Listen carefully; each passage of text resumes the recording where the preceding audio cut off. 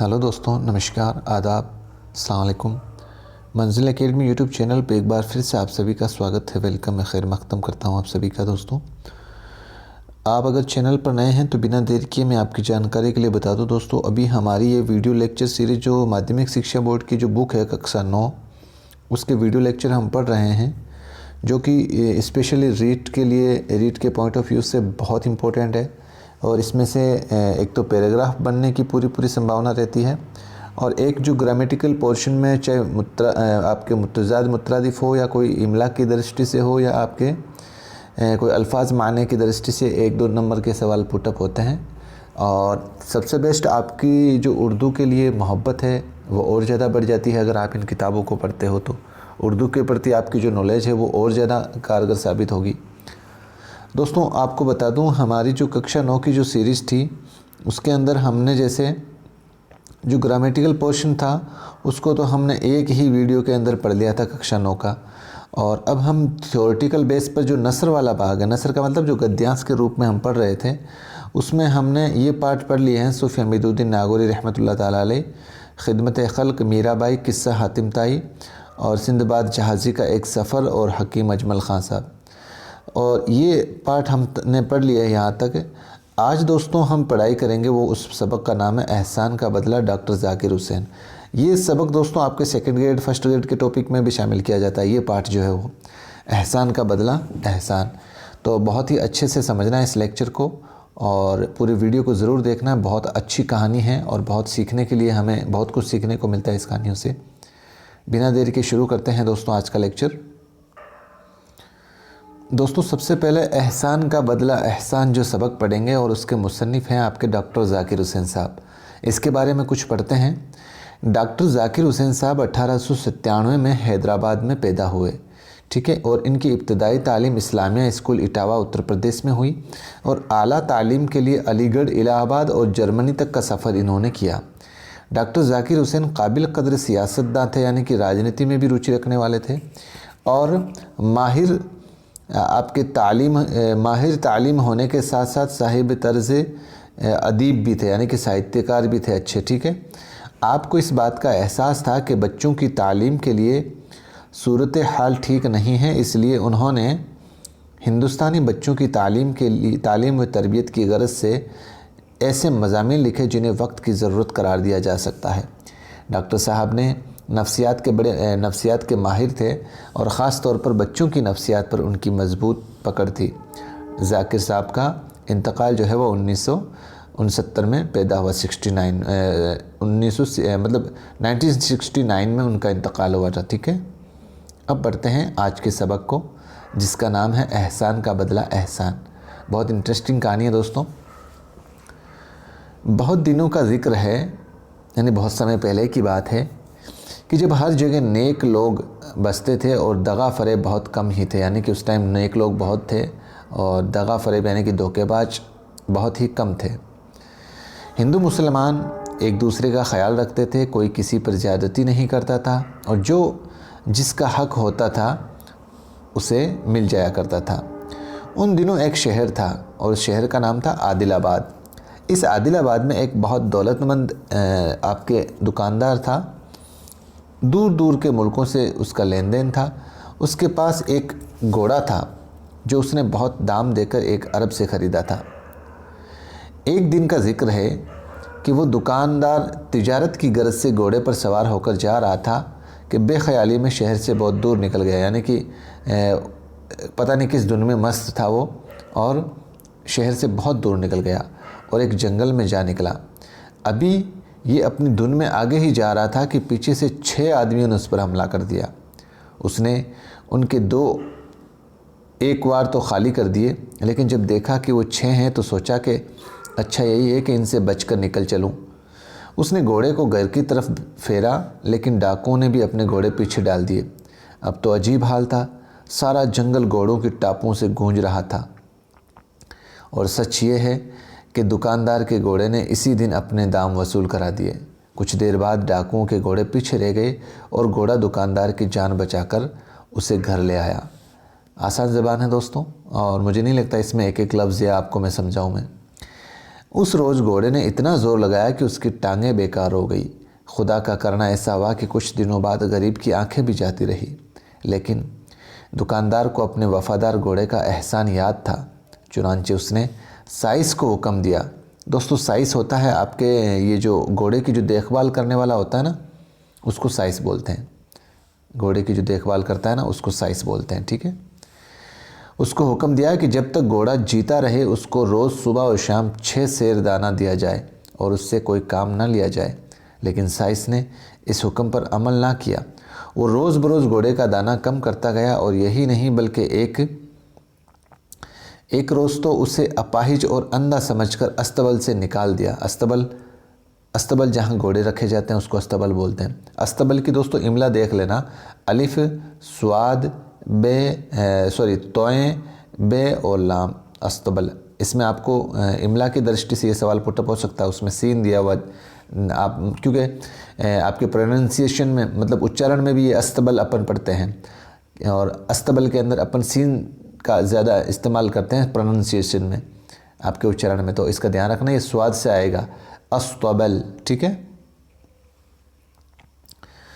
बेचारा घोड़ा रात भर भूखा प्यासा बारिश और तूफान में बाहर खड़ा रहा। जब सुबह हुई तो ज्यों त्यों करके वहाँ से चल दिया। उसी शहर आदिलाबाद में एक बड़ी मस्जिद थी और एक बड़ा मंदिर था। उनमें नेक हिंदू और मुसलमान आकर अपने अपने ढंग से इबादत करते और खुदा को याद करते थे। मंदिर और मस्जिद के बीच एक बहुत ऊंचा मकान था और उसके बीच में एक बड़ा सा कमरा था। कमरे में एक बहुत बड़ा घंटा लगा हुआ था और उसमें एक लंबी रस्सी बंधी हुई थी और उस घर का दरवाज़ा भी दिन रात खुला रहता था जिस पे ये घंटी लगी हुई थी। शहर आदिलाबाद में जब कोई किसी पर जुल्म करता या किसी का माल दबा लेता या किसी का हक मार लेता तो उस घर में जाता और रस्सी पकड़कर खींचता। ये घंटा इस ज़ोर से बजता कि सारे शहर को खबर हो जाती। घंटे के बजते ही शहर के सच्चे नेक दिल हिंदू मुसलमान वहाँ आ जाते और फरियाद सुनकर इंसाफ करते। इत्तेफाक की बात है कि अंधा घोड़ा भी सुबह होते होते उस घर के दरवाजे पर जा पहुँचा। दरवाजे पर कुछ रोक टोक तो थी नहीं, घोड़ा सीधा घर में घुस गया। बीच में रस्सी थी। ये गरीब मारे भूख के हर चीज़ पर मुँह चलाता। रस्सी जो उसके बदन से लगी तो वो उसको चबाने लगा।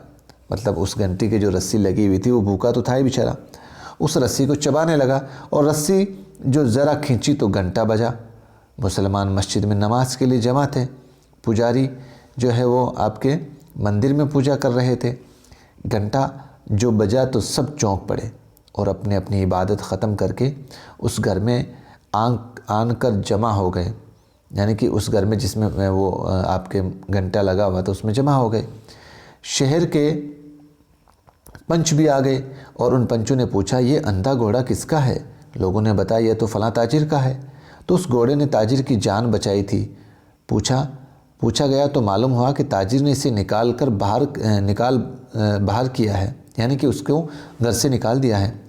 पंचों ने ताजिर को बुलवाया और एक तरफ अंधा घोड़ा था, उसकी ज़बान ना थी जो शिकायत करता, और दूसरी तरफ ताजिर खड़ा था, शर्म के मारे उसकी आंखें झुकी थी। पंचों ने कहा, तुमने अच्छा नहीं किया, इस घोड़े ने तुम्हारी जान बचाई थी और तुमने इसके साथ क्या क्या किया? तुम आदमी हो या जानवर हैं? तुम आदमी हो, ये जानवर है। आदमी से अच्छा तो जानवर ही है। हमारे शहर में ऐसा नहीं होता। हर एक को उसका हक मिलता है और एहसान का बदला एहसान समझा जाता है। ठीक है दोस्तों।